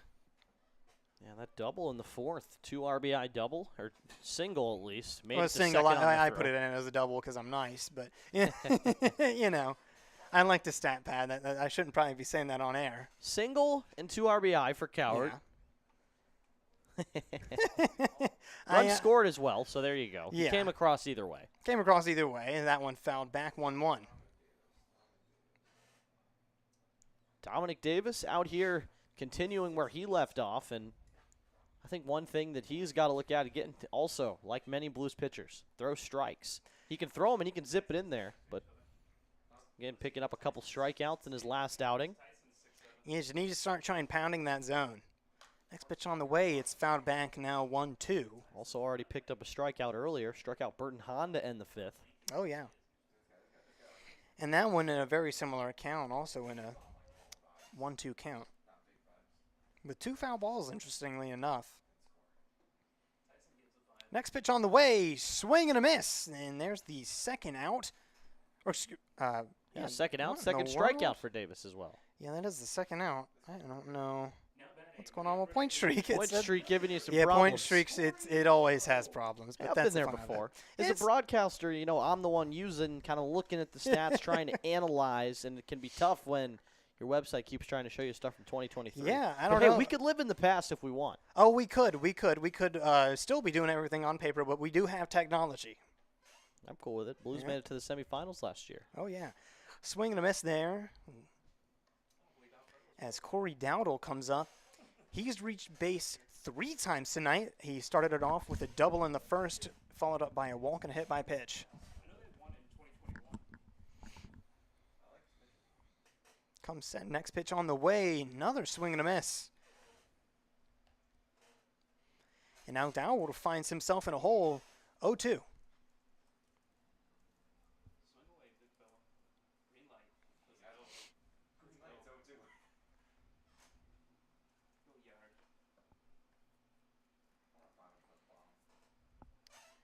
Here comes that one outside, but able to be tracked down. Though with no one on, it's okay if you let one get by, but, you know, style points.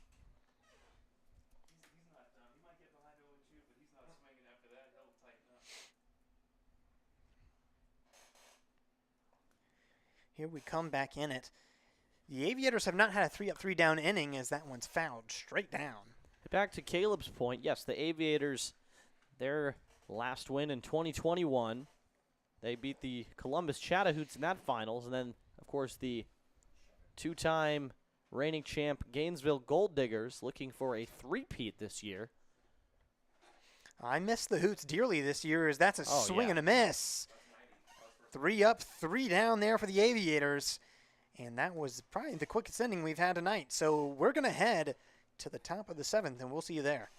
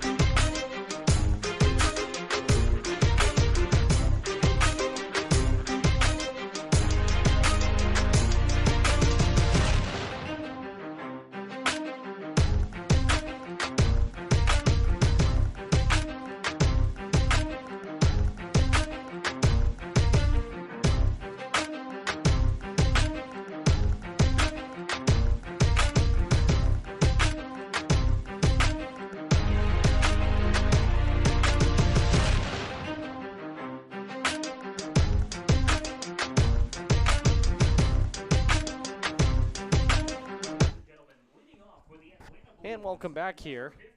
It's the top of the 7th inning in Alpharetta, and you guys are getting a great view of the inside of this press box here off the reflection of the window. I just realized that coming out of the bottom of the 6th. Here we are on the top of the 7th, and we've got a new pitcher out here for Alpharetta. And once again, Caleb, who's out there on the mound tonight for the Aviators? Yeah, you got to watch yourself, too, as doing the PA.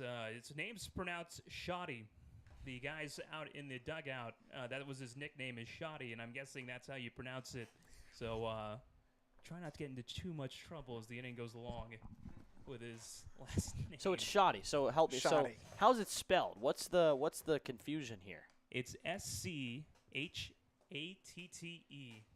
Well, there you go. The senior out of Lilburn, Georgia, and Ryan Shoddy, the left-hander entering the game, the second lefty to go for Alpharetta. It was Blake Keisler who started this game. Gave up, was it 2 runs over 4 innings of work, I believe? Yeah, would be 2 runs. For the left-hander. And now Ryan Shoddy enters the game. Stands out there, 6 feet tall, 190, and this is his 3rd appearance of the season. And gets in to hit the batter, DJ Butler. So Butler, I believe, entered the game, was it in right field? Shortstop. Shortstop for DJ Butler. I'm used to... No, it's Trey Butler. See, I do this all the time still. I've spent so much time around this team, and I still get those two confused. It happens, You can't be perfect. So y'all have you do only have 2 Butlers on the team. So Trey and DJ Butler, both from Chicago, coming over to join Atlanta. And so Butler leads off, gets on base. And now here's the catcher, Andy Roman.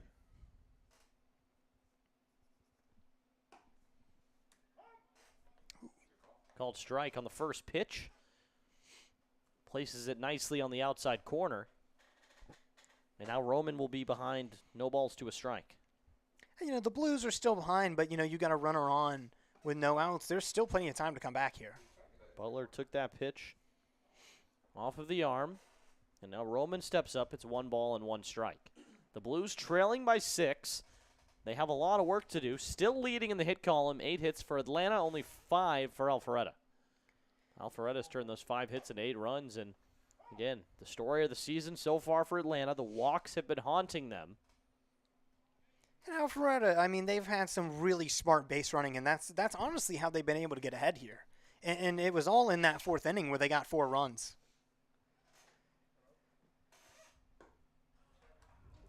And a big swing and a miss.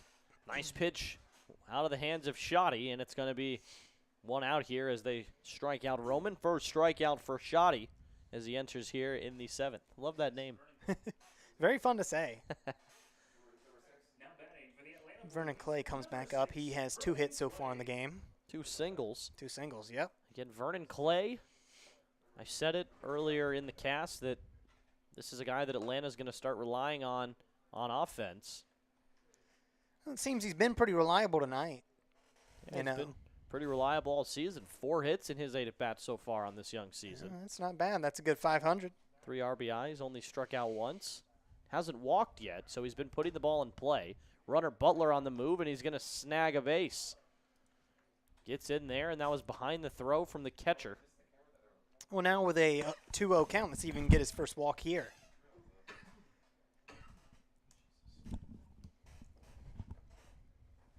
Now 2 balls and no strikes. Yep, got a base. Yep. Wide open, no double play chance anymore. Well, there's always a chance for a double play when there's a runner on. Just doesn't come as easy. I think that now. goes without saying. Yeah. Not as tailor-made. No. As he'll take a moment here before the 2-0. Did you guys see that double play that was turned over in London with the Phillies and the Mets? Oh yeah, that was a fun series out there across the pond. Now it'll be 3-0. Some good NL East action, Here in Atlanta, we're mostly Braves fans, so we see those teams a lot. So it's fun to watch them get pit against each other in front of all those British people. Again, it's fun as baseball continues to mark its international presence. Oh, it's great. With the World Baseball Classic, really shaping up to be something special again. It was fun last time, and I'm ready for it to come back. Oh, yeah. No, absolutely. It's a Great to see baseball. And I just love the fact that baseball is also really a year-round sport. I mean, obviously you don't see a whole lot of baseball in the wintertime, but, I mean, it's pretty much, 8 months out of the year that you're seeing full baseball action. So it's very short. I mean, the off-season just feels so short. I mean, we get right back into spring training, and as that one reaches the backstop.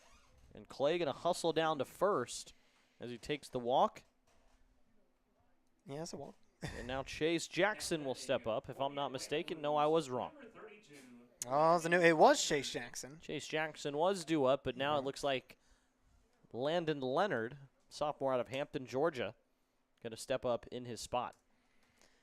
Well, runners with corner is only 1 out. I mean, it's getting kind of dangerous here for the Blues. They could get back into this. They haven't scored since the second inning.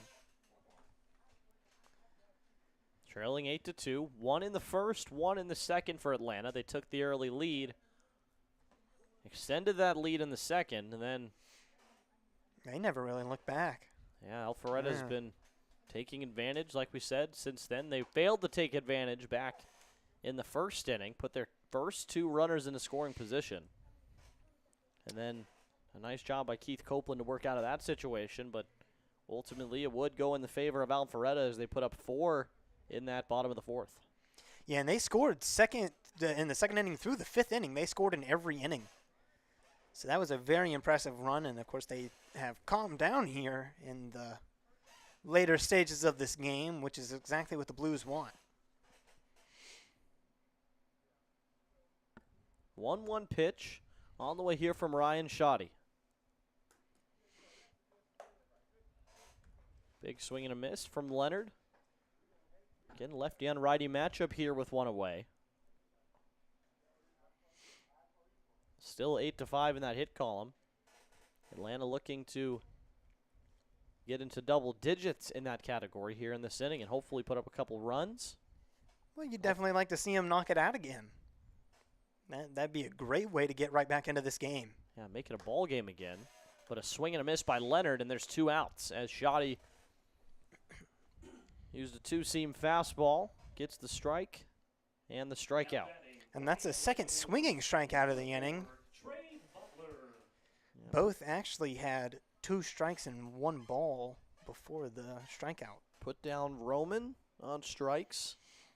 Walked Vernon Clay, and now strikes out Landon Leonard, and here's Trey Butler. Back up to the top of the order. This is who you really want coming up here. Trey Butler so far 1 for 3 in this contest, singled in the 3rd inning. Also grounding out and flying out in this game. Yeah, but at least that fly out he had was a sacrifice fly that was able to move Landon Leonard up. Or excuse me, it moved Chase Jackson up, but they weren't able to bring him in. Here's a ground ball over to 3rd. That'll be scooped up, and the fire across the diamond in time. So Alpharetta once again escapes unscathed.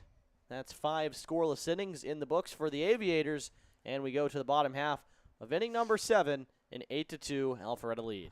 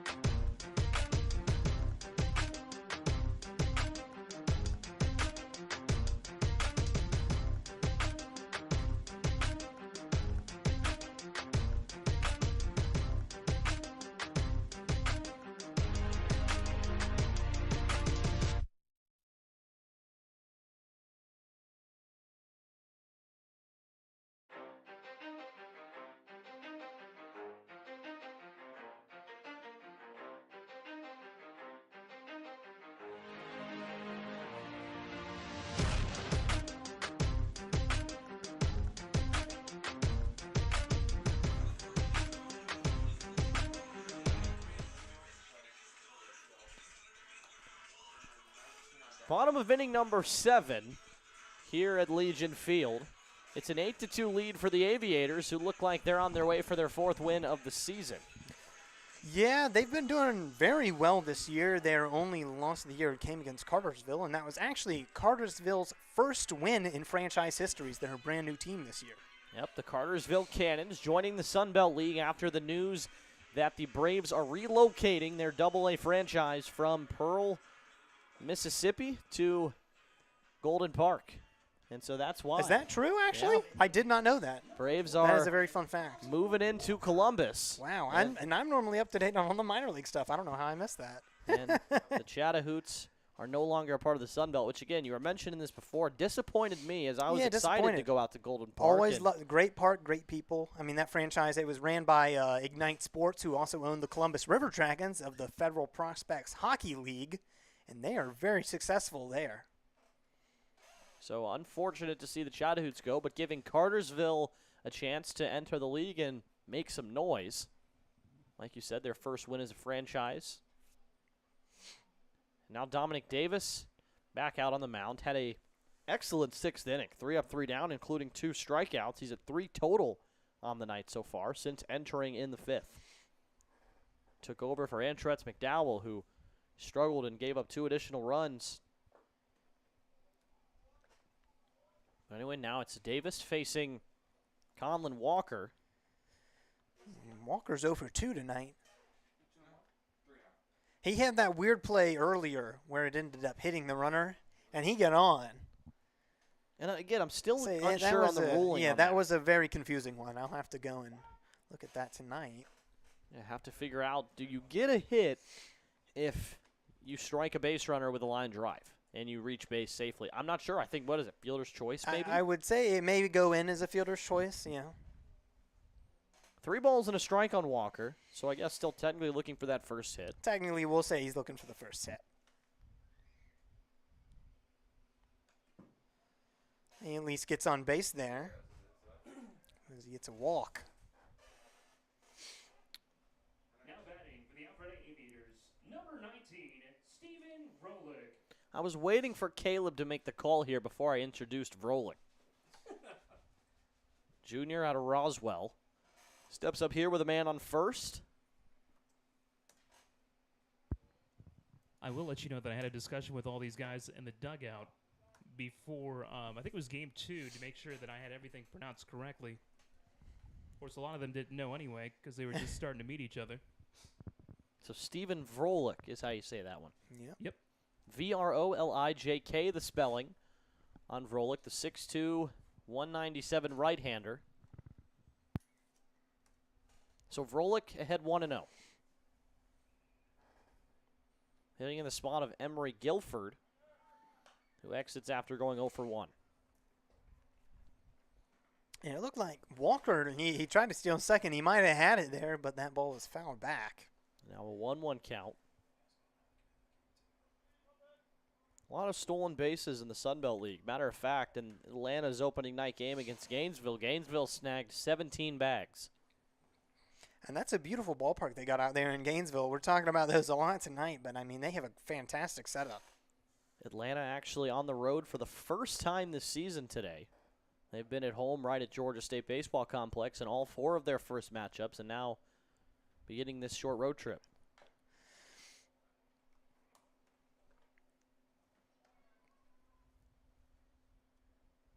One and 2 here as Davis tries to put down Vrolick. And Davis was rolling in the 6th, 3 up, 3 down in the inning, and then walked Conlon Walker. And we were actually talking about the Braves moving, their Double-A team moving from Mississippi to Columbus. It actually used to be home to the Columbus Red Sticks way, way back in the day. I cannot remember who their affiliate was, but this is now the first time they have played host to minor league baseball. And I'm sure the people in Columbus are happy to have some Braves baseball down there. Yeah. And with that, I mean, the Braves' entire organization runs completely in Georgia now. Yeah, no, I was going to say that. You know, that drive over to Pearl, that was still quite a long drive for those guys. So now you bring that closer as a snag a second base. But the strikeout of Vrolick, and that's the 4th strikeout for Davis, all swinging since entering just back in the 5th inning. And now here's Landon Armstrong. Nope. Oh, no stolen base, actually. They send him back. No stolen base. Interesting. I wonder why. Was it maybe a foul tip? It may have been a foul tip. Now they're sending him to the dugout. What on earth? Is there a second out here Well, that it we could don't know be. about? It could be. Maybe some sort of interference call. I'm not entirely sure. Walker's in the dugout now, and I didn't quite catch why. Yeah, I mean, what on earth just happened? Well, there's Yeah, two outs now. There's 2 outs now, so it's going to be called, I guess, as caught stealing. Bottom of the 7th. 8-2 lead here. No caught stealing on the play. But that's what it's going to go down as in point streak for Sapa keeping this game rolling. By the way, not Landon Armstrong like I announced. Tyler James Nelson. Tyler James Nelson. Chattahoochee Valley freshman from Rex, Georgia. 2 balls and a strike. As courtesy of my good friend Benjamin over here, Dominic Davis touching 90 miles an hour. Good to see the right-hander throwing a little bit of heat here. A correction, it's Jackson Morgan. I saw it looked like 16, but it's actually 18. That's actually 18. He's facing away from me. Another guy from Young Harris. The Alpharetta native steps in. So Jackson Morgan. And by the way, Atlanta's got a guy that goes to Young Harris, and that's Chase Jackson. Oh, wow. So both of those guys facing off here. Armstrong started at third base, and now he's replaced by James Morgan. Here's a ground ball and a nice diving stop by DJ Butler. Can he get it there in time? He can't. But what a nice defensive effort from the shortstop. DJ Butler laying out for that baseball, and the throw just not over to first in time. That was a fantastic play, though. I mean, he was able to keep it in. If it had gone out to the outfield, there's a chance he could have tried for 2. So now Morgan 1 for 1 after entering, and now here comes TJ Kloiber. Kloiber walked and scored a run in the 2nd, then flew out in the 4th, struck out in the 5th. So an 0 for 2 day for him. Trying to turn that around and keep this inning moving against Davis. And one thing I knew about Dominic Davis, again, I saw him struggle on opening night, but I knew, especially from the preseason scrimmage that the Blues participated in against the Atlanta Blue Jays, that Davis had some good stuff. Trying to show that off here. He's got 4 strikeouts already.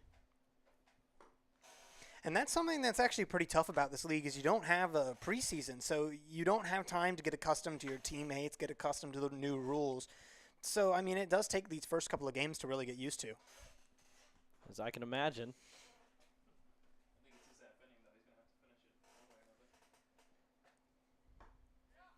Yeah, it'd be nice to see them incorporate a more distinctive preseason in the future. Give these guys a chance to adapt as a team. Again, I mean, the nature of this league is kind of sandlot. You're just kind of getting guys out there, getting these guys innings. You're bringing them in from these JUCOs and Division II, Division III colleges, but again, you've got a ton of talent and a ton of potential in a lot of these players, and so I guess it does make sense. They're playing a lot of baseball, 4 games a week on the schedule. Yeah, I mean, they try to get as much baseball in as little time they have.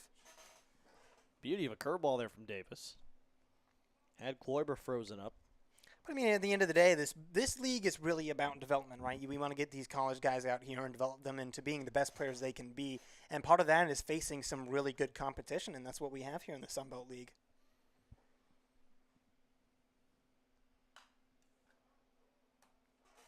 Fouls that one off to stay alive.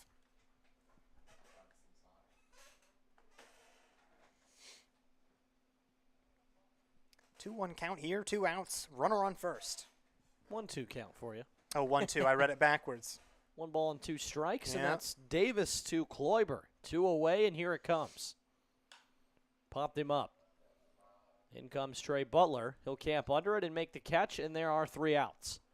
That'll send us to inning number 8 as the Blues trail 8-2, and going to try to come up here in the top half and do something about it. We'll be right back from Legion Field in Alpharetta.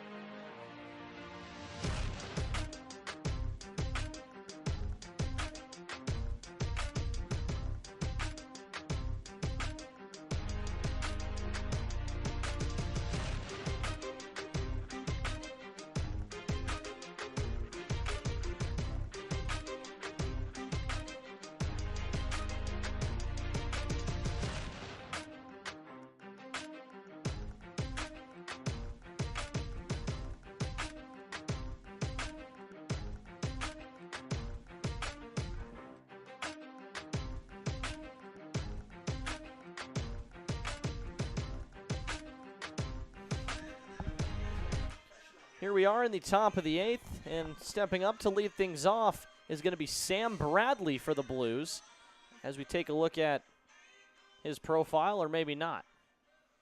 Maybe not. Maybe not, because my camera isn't wanting to work. Or not my camera per se, but my graphics here. Oh, well.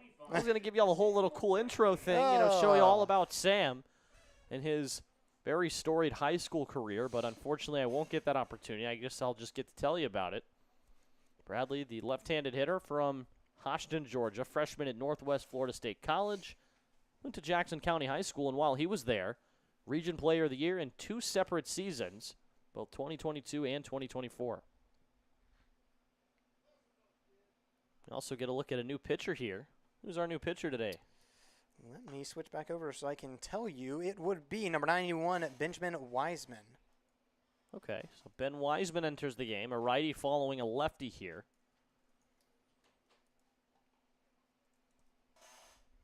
Or is it Weiser? Benjamin Oh, Weiser. Weiser. Yeah, it gets cut off. So I kind of tried to I tried to assume, and I was wrong.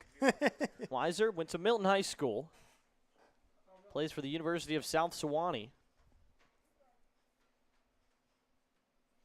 And they used to be part of the SEC, Sewanee University, or University of the South Sewanee, whatever you want to call it. But yeah, they were originally in the SEC. I don't believe they were there for long, along with the University of Tulane.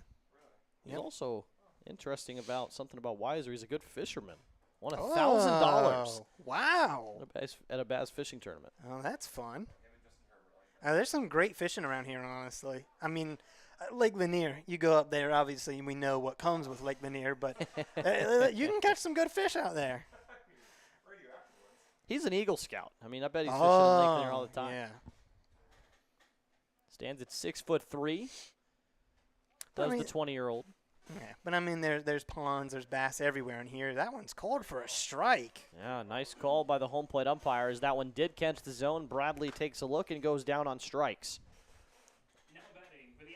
No, I'm about to head out to Montana and actually do some fishing myself. Oh, yeah? Yeah, about to go in there and catch some trout. There you go. Yeah. Top of the 8th, Miles Bowens. Homered back in the first. Has been silent since. Ground out and a strikeout. Big swing and a miss on the first pitch. One away after the strikeout of Sam Bradley here in the top of the 8th. And the Blues down to their last 5 outs. If you're going to get something going, now is the time. Blues haven't plated a run since the 2nd inning. It was Christopher Gazaldo back then, and now there's 2 away as Bowens flies out to center. So the strikeout of Sam Bradley, and now the fly out of Bowens. And here's Cam Taylor, the first baseman.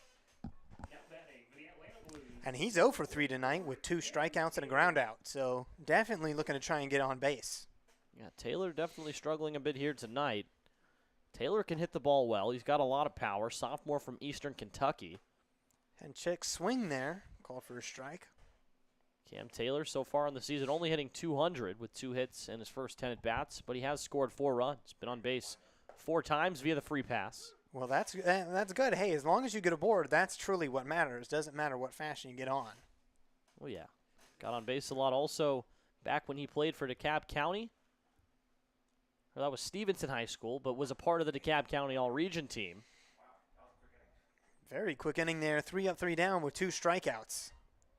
That'll send us here to the bottom of the 8th. Don't go anywhere. This game is almost wrapping up, but we've got 1.5 more innings of action, or at least 1 more inning of action least if one more, Alpharetta can yeah. get those 3 outs in the top of the 9th. So we go to the bottom of the 8th for now. 8-2 lead for Alpharetta. We'll be right back.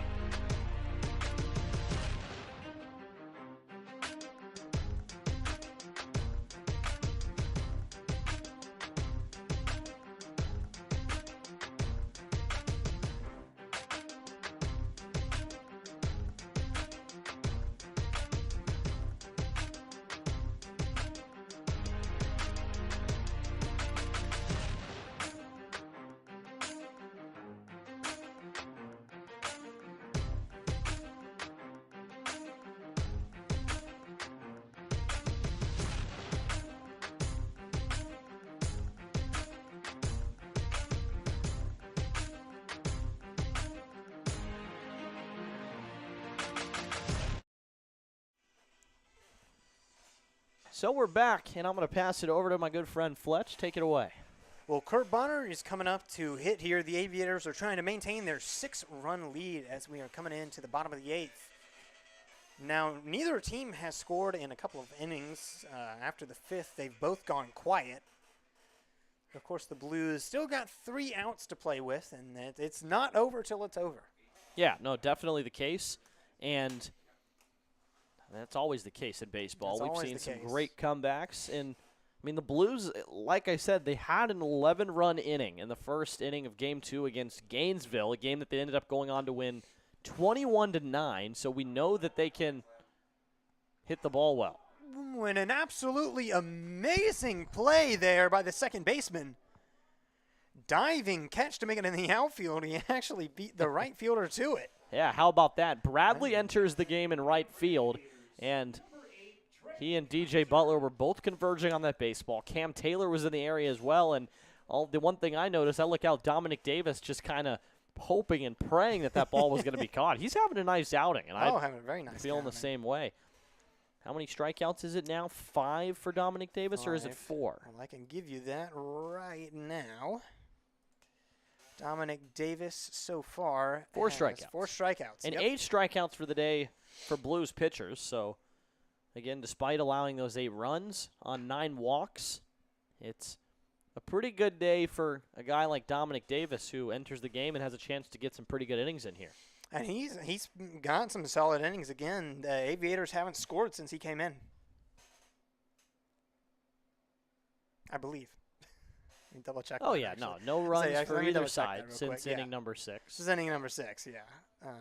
And that was the runs that McDowell allowed. So another out here as Davis gets the punch out. Well, he's and actually that's punch out number. Sorry, you go. Is that you 5? Yeah, 5 number punch outs 5, now yeah. for Davis. Yeah, he was actually the one that started the no scoring for either team, right? So since he's come in, he's been able to hold the Aviators. They were on quite a roll there in the 4th and 5th inning, and since then, dead silent. Next pitch on the way. That one down a little bit. Calling for a ball. And Burton Hand actually thought about swinging through that, but he was smart enough to hang out. Now a 1-0 count.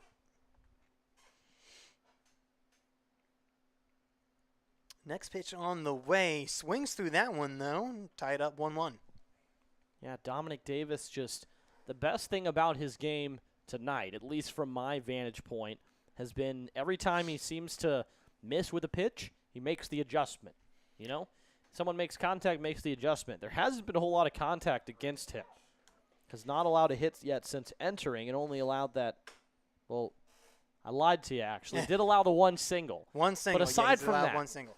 Yeah, but, that is one of the most important skills to have as a pitcher is being able to make that adjustment.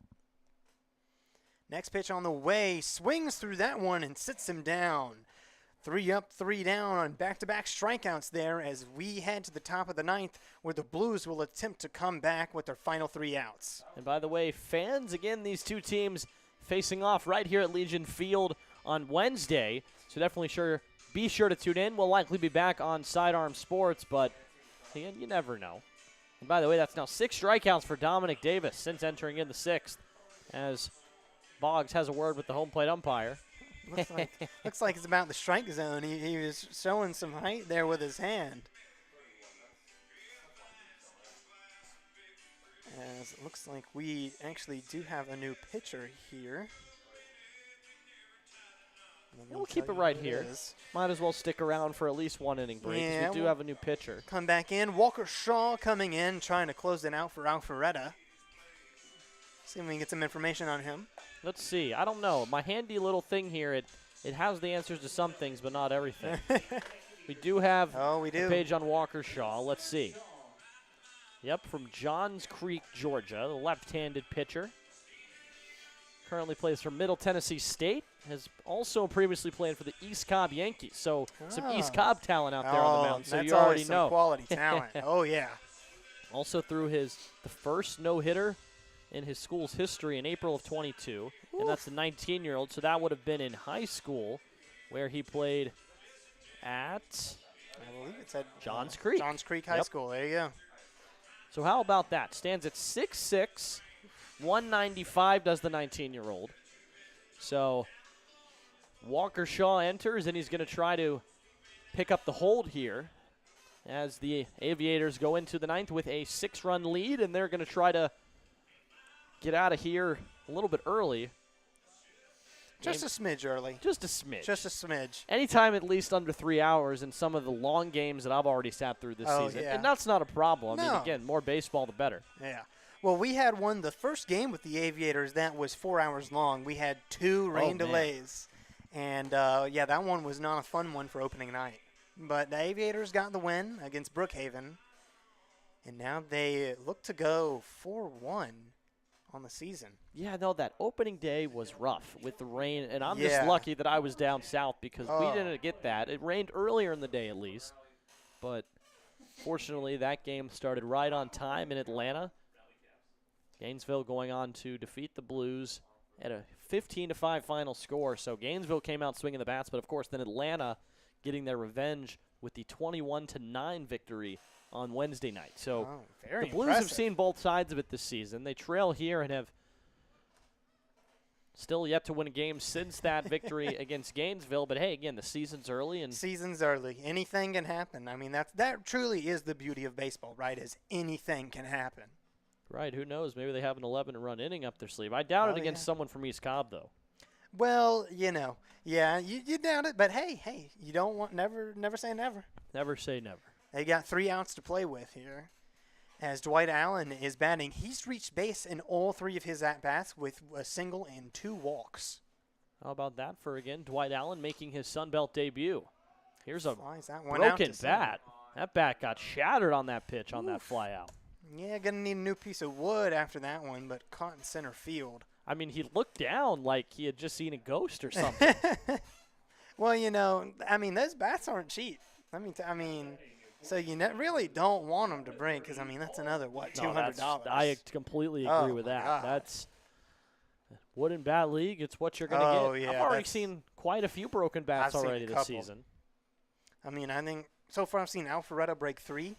They broke 2 while they were in Cartersville. That one called for a strike there. Go play at a new stadium. You walk out of there with a new piece of lumber as well. Oh, yeah.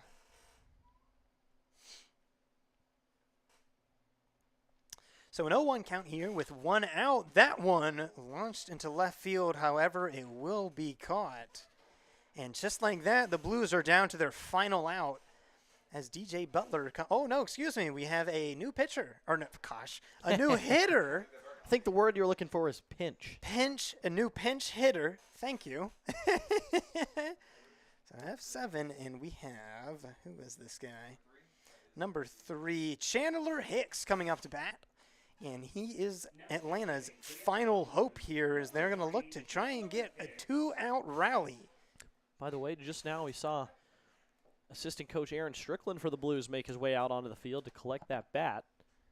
And I just want to make a quick moment. I've seen Strickland work with the team, another guy that works hard to push these boys. That's at least as far as the Blues are concerned. And I think, again, that's the whole mindset that these coaches have is let's push these kids towards success in a sense that will give them the confidence, give them the opportunities, the reps. Oh, yeah. And now, quickly, Hicks finds himself behind in an 0-2 count. Blues down to their final strike.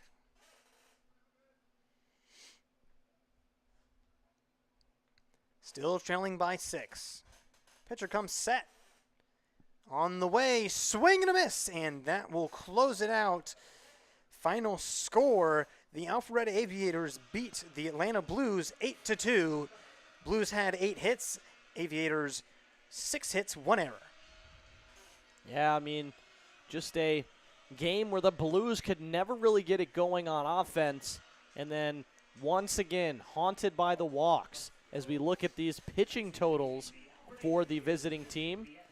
I know you have access to that over there, don't you? I've got them right here. I think the main number I'm looking for is really just the walks. I mean, was it 10 walks or 9 walks allowed by the Blues? 9 walks. 9 walks, yep. So not a great night for them, but again, as the season goes on, you'd hope that number will continue to shrink game by game as these guys begin to settle in and really start to understand the opponents they're facing. Yeah, no, and that'll happen. I mean, naturally, again, you will start to find your groove as a pitcher. Some of these guys have not had a ton of game action in, recent seasons. You got some guys coming off of injuries. You got a lot of different situations, so you can't really, look at it broadly. You have to kind of dig deep. And again, you look at some more totals. I think the big number to really hone in on is Dominic Davis. Dominic Davis with 6 strikeouts in just 3 innings of work for the young man. Did incredible. And was it a full 3? Yes, 3 1/3. 3 1/3 for Dominic Davis. So just great to see him out there pumping strikes, pumping the zone. Only allowed 1 hit and 1 walk during that time, too. So definitely some bright spots for Atlanta. And again, 10 strikeouts on the game for Atlanta as well. That's not a bad stat either. Yeah, no, I mean, at the end of the day, all it takes is just a little bit of a push. If they had one big inning, you never know. Put up 6. It's happened before, and it could happen again. But either way, for now, your final score, 8-2 from Alpharetta from Legion Field. We will be right back here again on Wednesday as these two teams duke it out once again. And we hope you will be here to join us in on the fun. Great to meet you, Braden. Yes. And I had a great time. I'll be back here Wednesday as well. Bringing this baseball to you guys listening at home. And it was an absolute pleasure talking with you today. Oh, same to you. Thank you for letting me on the mic. Oh, absolutely. And for the rest of the Sun Belt League, I'm Jacob Seaver here signing off tonight from Alpharetta as the Aviators go to 4-1. The Blues fall to 1-4, and we will see you on Wednesday.